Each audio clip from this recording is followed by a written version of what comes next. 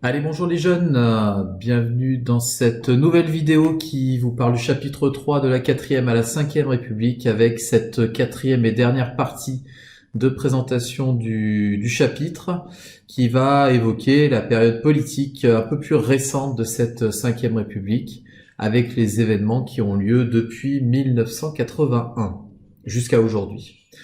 Voilà, alors, précédemment on avait parler de la période des années 70 avec la crise économique due aux deux chocs pétroliers que vous avez normalement dû essayer d'identifier, voilà, quelles étaient les causes de tout ça. Et évidemment, quand on dit choc pétrolier, c'est forcément lié au pétrole et à cette ressource énergétique très importante dans, on va dire, le fonctionnement du pays à cette époque-là et encore aujourd'hui d'ailleurs.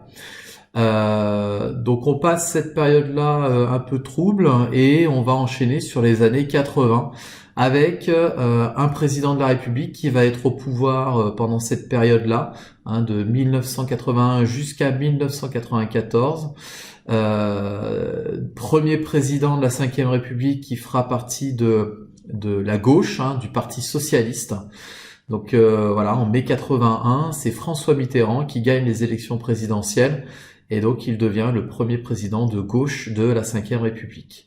Alors, comme d'habitude, quand un président est élu, le président, il a un mandat de 7 ans et le Parlement, lui, a un mandat de 5 ans. Donc, ce qu'il va faire pour démarrer, ça va être de dissoudre l'Assemblée nationale.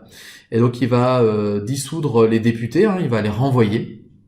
Ça veut dire on va organiser de nouvelles élections législatives et il va obtenir une majorité importante pendant les élections législatives de 1981. Donc ça veut dire qu'il va pouvoir mettre en place sa politique au sein du pays.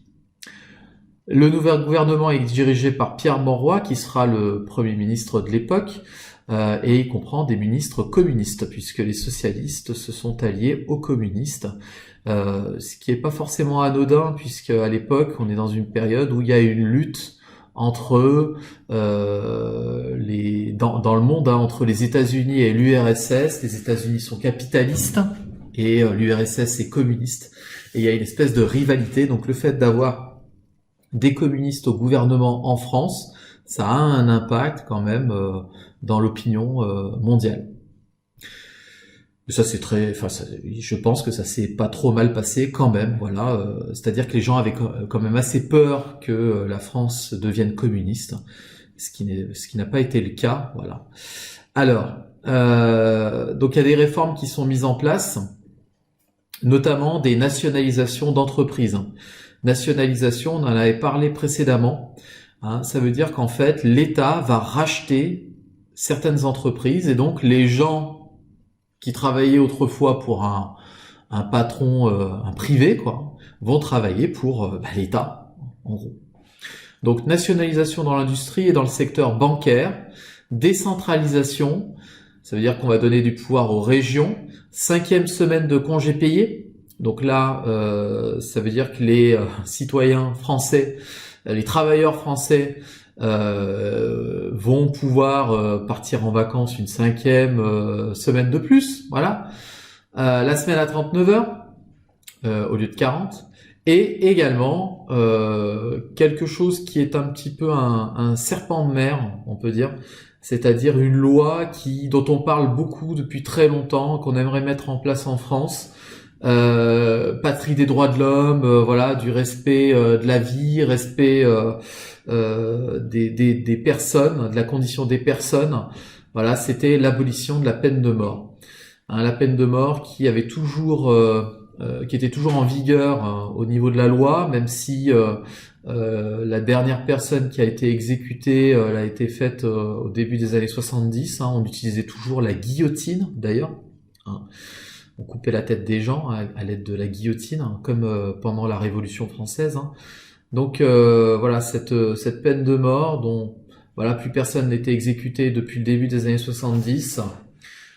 Du coup, voilà, vous avez un ministre à l'époque qui s'appelle Robert Badinter, ministre de la Justice, qui va œuvrer pour l'abolition de la peine de mort en France et il va réussir à faire voter cette loi qui a divisé quand même les politiques et l'opinion publique, mais qui, dans un État où on fait partie de l'Union européenne, où dans l'Union européenne, on a demandé à ce que tous les États abolissent la peine de mort. Du coup, c'était quelque chose qui semblait normal et qui semblait venir de soi. Voilà. Donc, abolition de la peine de mort dès le début du mandat de François Mitterrand. Alors, tout de même, on est dans une période économique difficile. Les années 80-90 sont très compliquées au niveau économique. Voilà, il y a du coup une crise avec beaucoup de chômage, plus d'1 million de chômeurs en France. Et donc là, si je continue un petit peu, crise économique qui amène le gouvernement à prendre une décision sur une politique de rigueur économique dès 1983. Le mécontentement augmente, soutenu par les divergences sur la question de l'école privée. Donc là, les gens ne sont pas d'accord. Et voilà, alors on a retenu quand même la date de 1983 pour les maisons familiales, puisque c'est une date importante où voilà les formations des maisons familiales qui sont dispensées étaient des formations reconnues par l'État. Voilà. En 1986, les élections législatives marquent la victoire de la droite, amenée à nommer un Premier ministre dans la majorité parlementaire. François Mitterrand désigne Jacques Chirac. C'est la première cohabitation. Certaines des réformes de 81 sont supprimées. Donc, je vous ai mis en dessous voilà quelques lignes pour que vous inscriviez la définition de ce que c'est que la cohabitation. Le paragraphe du dessus vous donne quand même un indice, c'est-à-dire qu'en 86, élection législative, voilà, ça fait 5 ans que François Mitterrand est au pouvoir, et vu que ça s'est pas très bien passé, les citoyens français votent majoritairement pour des députés de la droite parlementaire, donc pas le parti politique de François Mitterrand. Ce qui va amener François Mitterrand à choisir forcément un Premier ministre du parti politique qui a remporté ces élections législatives, et donc il va choisir le fameux Jacques Chirac, qui deviendra président un petit peu plus tard. Et donc on appelle ça la cohabitation. Aux élections présidentielles de 88, Jacques Chirac est battu par François Mitterrand. Malgré la maîtrise de l'inflation, le chômage touche 3 millions de personnes. On institue le RMI, revenu minimum d'insertion, et la CSG, contribution sociale généralisée, pour aider les plus démunis. Donc Jacques Chirac va se présenter à ces élections de 88. Il perdra face à François Mitterrand, qui va donc exercer un deuxième septennat. C'est le seul président de la Ve République à faire 2 septennats, donc 2 mandats de 7 ans en tant que président. Donc il va faire un deuxième septennat, et alors il va connaître des problèmes de santé importants, François Mitterrand, puisqu'il va être atteint d'un cancer de la prostate, et à cette époque, voilà, c'était pas un cancer qui était très très bien soigné. Donc ça va ça va influencer en fait la politique qu'il va mettre en place, quoi. Voilà, le dynamisme, on va dire, politique qui va être mis en place pendant cette période-là, puisqu'il va être un peu diminué. Voilà, il va avoir des traitements lourds et tout, donc c'est assez compliqué pour lui. Voilà, donc il y a de nouvelles élections législatives en 93, et la droite gagne à nouveau les élections législatives. Il va choisir comme Premier ministre non pas Jacques Chirac, mais un autre de droite qui se nomme Édouard Balladur, qui sera le Premier ministre entre 1993 et 1995. En 95, on a de nouvelles élections présidentielles, et là, c'est un retour de la droite avec Jacques Chirac, qui est élu président de la République sur cette date-là, voilà, de mai 1995.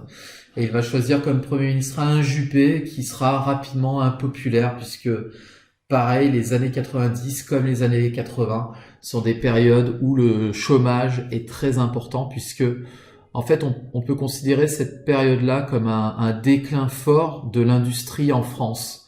Voilà, avec la mondialisation, si vous voulez, les entreprises industrielles ont plutôt tendance à partir vers les pays émergents, les pays où le coût salarial est faible. Et donc voilà, comme le coût salarial en France est assez fort, en fait, les entreprises petit à petit délocalisent et vont s'installer ailleurs. Ce qui fait que évidemment il y a une montée du chômage en France qui sera assez important et une diminution en fait de la valeur du PIB, donc de la richesse du pays au niveau de son de sa richesse industrielle. Voilà. Alors en juin 97, Jacques Chirac décide de dissoudre l'Assemblée nationale parce qu'il pense pouvoir faire élire une majorité de droite. Et pas de chance, c'est la majorité de gauche qui l'emporte. Et donc ça sera la troisième cohabitation. Il nommera Lionel Jospin, qui deviendra son Premier ministre. Et pendant cette période-là, la France s'insère un peu plus dans l'Europe et l'Union européenne, puisqu'elle va adopter la monnaie unique, qui sera mise en place à partir de 2001 en France. Voilà. Donc dès 97, on sait qu'en France, on va adopter la monnaie unique. Aux élections de 2002, à la surprise générale, Lionel Jospin est éliminé dès le premier tour par Jean-Marie Le Pen. Jacques Chirac est élu, et réélu même, et impose le quinquennat. Ces 5 années seront marquées par le refus de la France à rentrer en guerre contre l'Irak, le non au référendum de ratification de la Constitution européenne, et également les émeutes de 2005. Donc là, un nouveau mandat pour Jacques Chirac. Il avait mis en place pendant son septennat le quinquennat, donc on sait que le président suivant fera 5 ans, et donc il fait un deuxième mandat, mais un peu différent de l'autre, puisqu'il y aura 2 ans de moins, il fera un quinquennat entre 1997 et 2002. Voilà. Entre 2002 et 2007. Voilà, excusez-moi.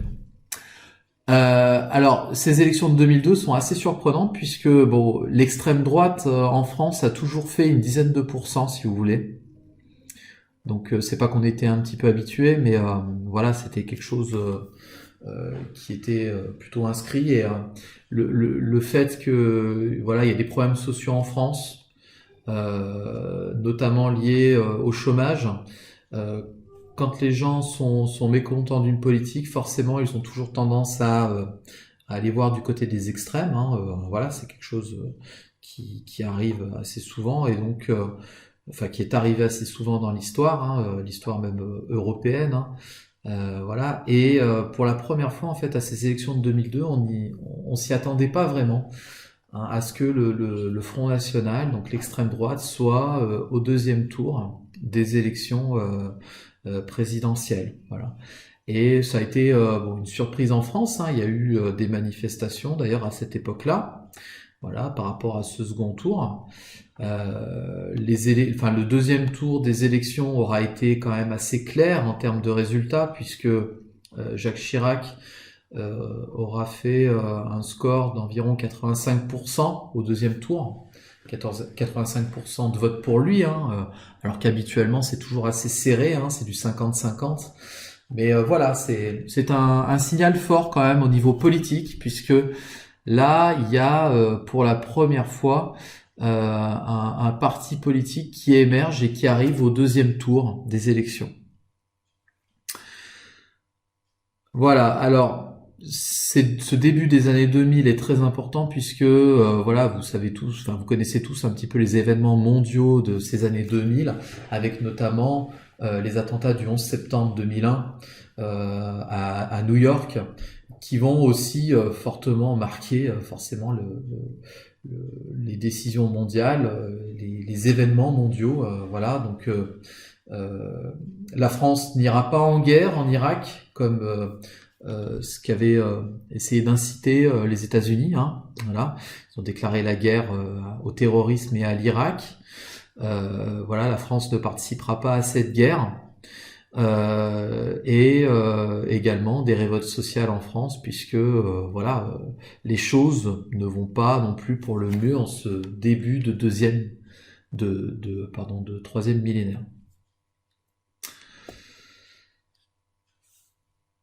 Alors ensuite, en 2007, voilà, donc Jacques Chirac a fait son deuxième mandat, il s'arrêtera là et c'est Nicolas Sarkozy qui va succéder à la tête de l'État Jacques Chirac. Donc Nicolas Sarkozy est élu en 2007 et se pose en rupture de son prédécesseur avec un gouvernement mixte composé de ministres de droite, du centre et de gauche. Donc là, avant, traditionnellement en France, lorsqu'un homme politique était élu, il va installer autour de lui des gens de son parti. Là, Nicolas Sarkozy fait des choses un peu différemment, parce que il veut créer un espèce de consensus, on va dire, au niveau politique et au niveau, aussi pour les gens, hein, parce que il sait qu'il y a quand même, il a été élu, mais pas à une majorité écrasante, hein, donc il va décider d'installer des ministres qui veulent bien et qui sont de gauche ou du centre. Voilà. Donc il va faire un gouvernement mixte. Prévu pour assurer une stabilité politique, la Constitution de 58 a pu s'adapter à l'alternance politique liée aux difficultés économiques grâce au système des cohabitations. La France s'est profondément transformée et a pleinement participé au processus de construction européenne, notamment par la signature du traité de Maastricht en 92. Aujourd'hui, la principale difficulté de la France provient d'une économie qui dépend beaucoup de la conjoncture mondiale. Les crises économiques de 2008 et 2011 menacent l'équilibre d'un pays qui a un poids important dans le monde. Donc on fait partie des 10 premières puissances mondiales en France, mais on est très dépendant de l'économie mondiale et de ce qui se passe dans le monde. Voilà.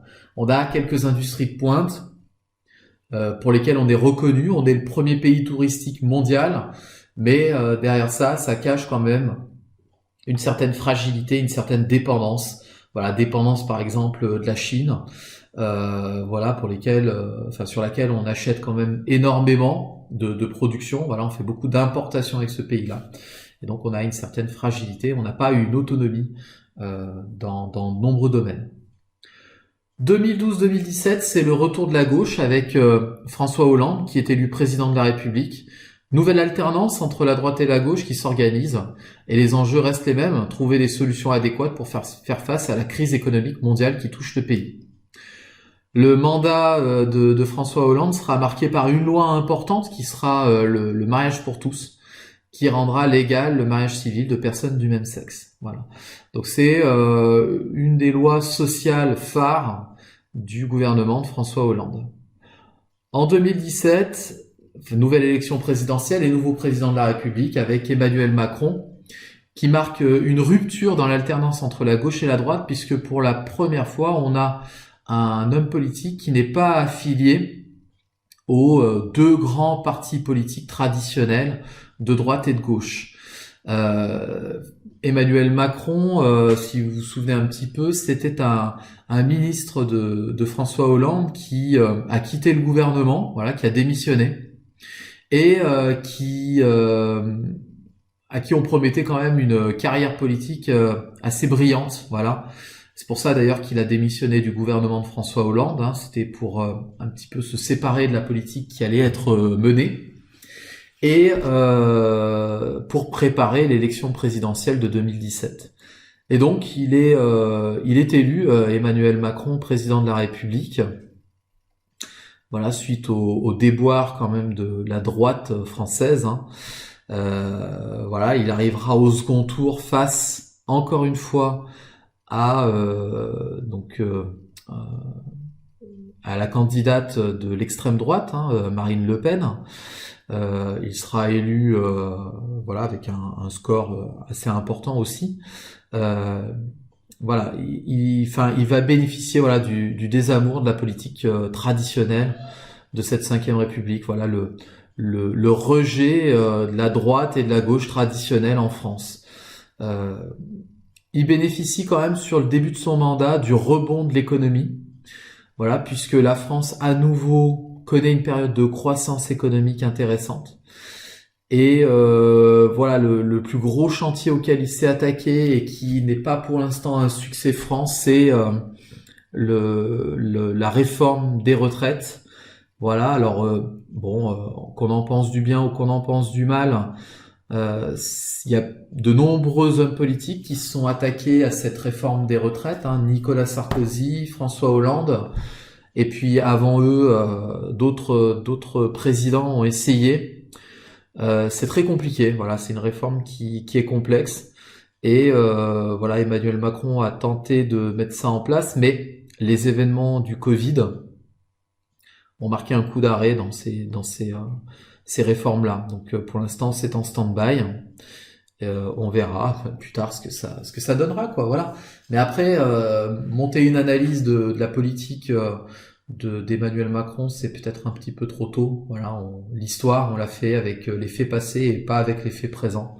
Donc on pourra émettre des critiques un petit peu plus tard. Voilà, c'est pour ça, pareil, je ne m'amuse pas à critiquer la politique de Nicolas Sarkozy ou la politique de François Hollande. Critiquer, quand on dit critiquer, c'est pas critiquer de manière négative, d'accord? C'est apporter une analyse plus fine.